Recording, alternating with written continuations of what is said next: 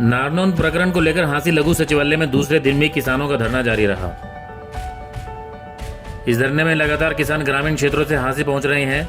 कल प्रशासन और किसानों के बीच सहमति नहीं बन पाई थी, जिसके बाद किसानों की ओर से हांसी के लघु सचिवालय के सामने तंबू गाड़कर धरना देने का फैसला लिया गया था। साथ ही किसानों की ओर से ऐलान किया गया था कि नारनौंद थाने में चल रहे धरने को हांसी में मर्ज किया जाएगा। देर रात स्थानीय किसान नेता धरने पर डटे रहे। कल प्रशासन से बातचीत करने के लिए 16 सदस्यीय कमेटी का गठन किया गया। करीब 2 घंटे कमेटी के द्वारा विमर्श करने के बाद शाम को प्रशासन की ओर से वार्ता के लिए न्योता भेजा गया, परंतु करीब 1.5 घंटे चली प्रशासन के साथ मीटिंग के बाद भी कोई नतीजा नहीं निकल पाया।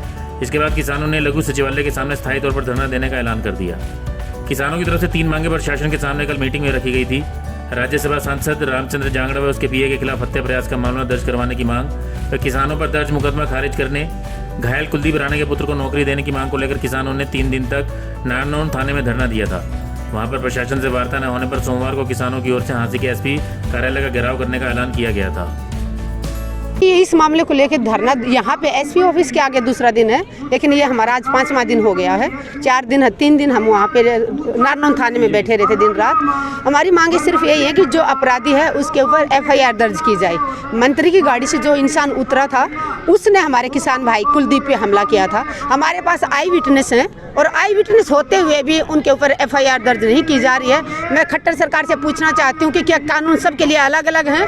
नेता की गाड़ी का शीशा टूटता है तो हमारे किसान भाइयों को बिना सबूत के उनको उठा के जेल में डाल दिया जाता है, और हमारा भाई जो जिंदगी और मौत की लड़ाई लड़ रहा है, हमारे पास आई विटनेस हैं, 2 हमारे किसान भाई आई विटनेस हैं, उसके बावजूद भी उसके अपराधी वो आपके खुले आम घूम रहे हैं। तो जब तक खट्टर सरकार आप उनको गिरफ्तार नहीं करेंगे हम यहाँ से हटने वाले नहीं हैं। आज हमें 5वां दिन हो गया है, जितना टाइम लगाना है लगा लें, लेकिन अपराधियों को हम सराखों के पीछे देखना चाहते हैं। और मेरा कुलदीप भाई जिंदगी और मौत की लड़ाई लड़ रहा है और उसके लिए हमें FIR दर्ज कराने के लिए 5 दिन हमें धरने देने पड़ रहे हैं। माताओं बहनों को थाने में सोना पड़ रहा है।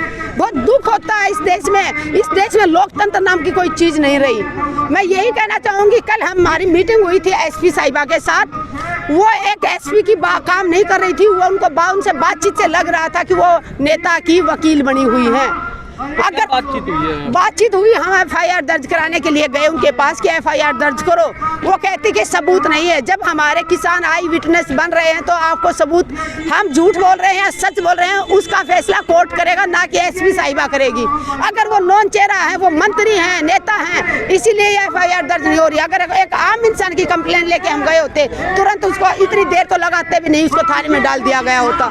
लेकिन मैं ये कहना चाहूँगी कि नेताओं के लिए अलग कानून और आम जनता के लिए अलग कानून ये चलेगा नहीं, ज़्यादा दिन चलने वाला नहीं है।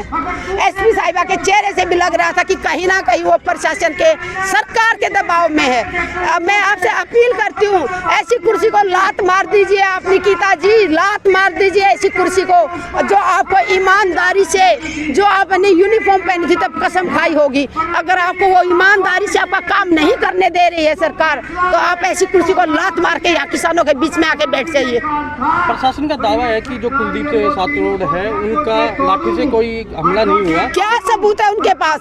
मैं पूछना चाहती हूँ, क्या डॉक्टर की रिपोर्ट क्या है? डॉक्टरों की क्या रिपोर्ट है? दिखाइए ना, कहाँ पे लिखा है डॉक्टरों ने?